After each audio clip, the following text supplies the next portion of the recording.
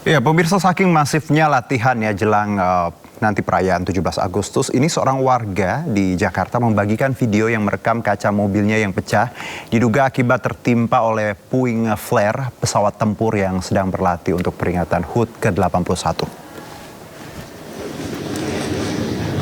Saya pun bisa merasakan dengan jelas pemirsa ketika memang saat melintas di kawasan Jakarta Pusat ya, bahwa latihan ini membuat langit bergemuruh dan sempat juga terdengar beberapa kali mobil bunyi seperti itu ya.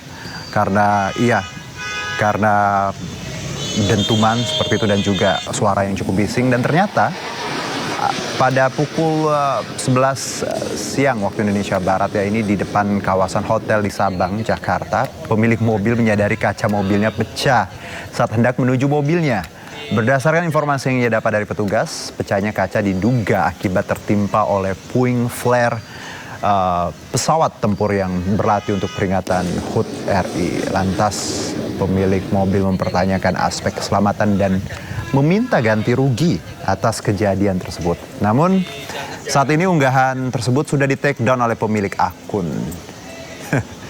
Jadi bahasa ya pemirsa, karena memang ini latihan plus juga, tapi kalau membahayakan memang ya harusnya tidak sampai seperti ini ya.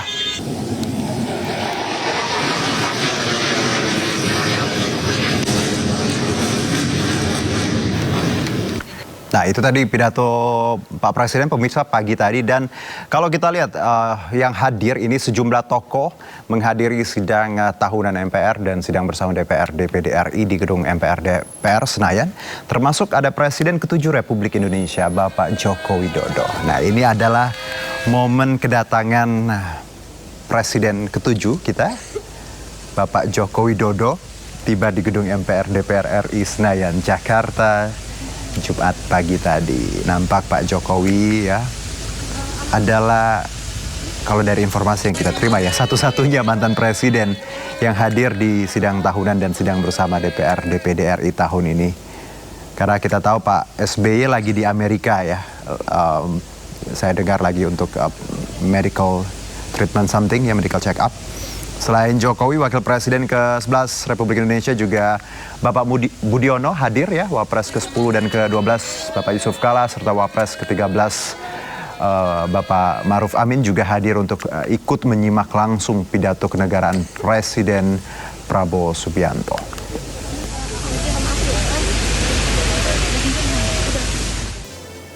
Pemirsa, sidang tahunan MPR dan sidang bersama DPR DPD 2026 digelar di Komplek Parlemen Senayan, Jakarta.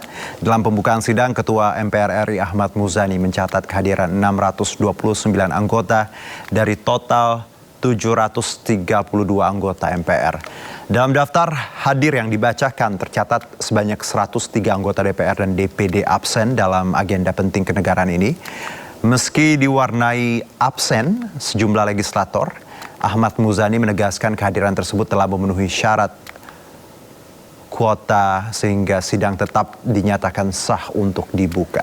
Sidang yang digelar dalam rangka memperingati HUT ke-81 RI dihadiri Presiden Prabowo, Wakil Presiden Gibran, serta sejumlah mantan presiden dan wakil presiden.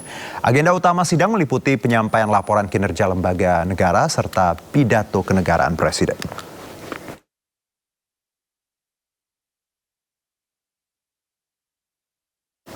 Ya, Presiden Prabowo menyampaikan pidato kenegaraannya dalam sidang tahunan MPR RI dan sidang bersama DPR dan DPD RI. Presiden menyampaikan capaian kinerja lembaga-lembaga negara.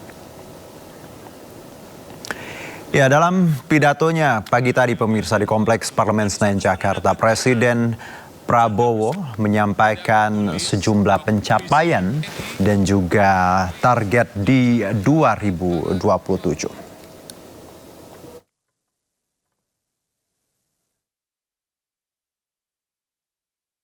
Di hadapan majelis terhormat, di hadapan seluruh rakyat Indonesia, dan yang paling penting di hadapan Tuhan Yang Maha Kuasa. Saya telah bersumpah akan menjalankan kepemimpinan negara dan bangsa dengan tulus dan jujur, mengutamakan kepentingan seluruh rakyat Indonesia, termasuk mereka yang tidak memilih saya. Tetapi dalam waktu kurang dari 2 tahun, kita telah buktikan bahwa dengan keberanian mengambil keputusan, dengan kerja keras didasari oleh hati yang tulus, kehendak yang jelas, orientasi kepada rakyat, dan dengan gotong royong seluruh unsur bangsa, masalah-masalah yang selama puluhan tahun dianggap sangat rumit atau terlalu rumit dapat kita mulai selesaikan. Saya tidak mengatakan selesai, saya mengatakan kita mulai selesaikan.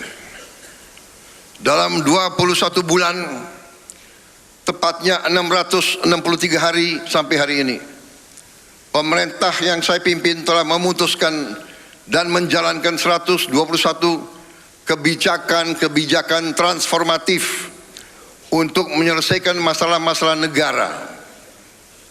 Sebagian masalah-masalah itu telah berpuluh tahun tidak bisa kita selesaikan. Artinya kita bisa mengatakan bahwa kita telah putuskan satu kebijakan transformatif setiap 5 hari. Demikian kerasnya menteri-menteri saya dan pembantu saya telah bekerja.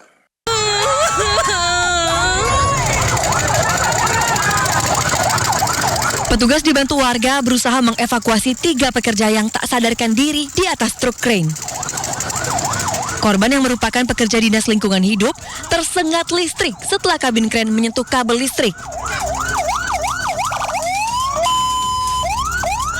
Satu orang terpental ke bawah dan satu lagi tersangkut. Operator krain juga ikut menjadi korban.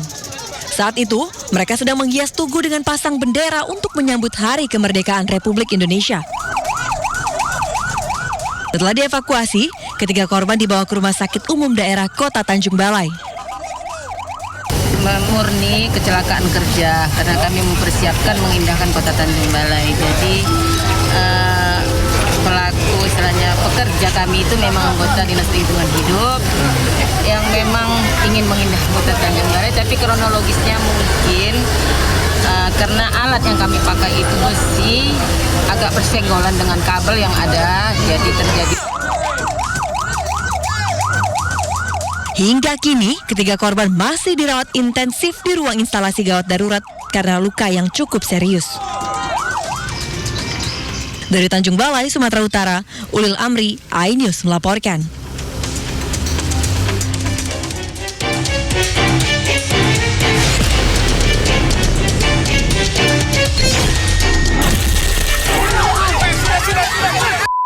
Kamera warga merekam satu unit mobil ambulans menabrak seorang anak saat melintas di tengah keramaian karnaval yang digelar pemerintah Kabupaten Pinrang, Sulawesi Selatan. Insiden terjadi saat ambulans yang membawa pasien gawat darurat diberi akses melintas di jalur karnaval. Namun sang sopir tidak menyadari adanya seorang anak yang tiba-tiba menyeberang jalan hingga membuat korban terpental.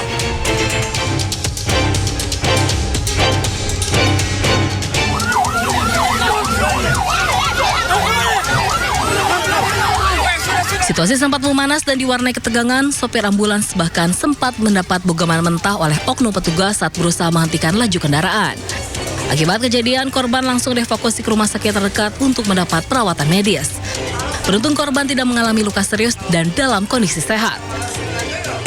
Ternyata langsung ada anak langsung menyeberang, langsung senggol mobil sebelah kanan. Begitu. Saya sempat mau keluar dari mobil, cuman ada yang tahan pintu mobil, bilang lanjut nih.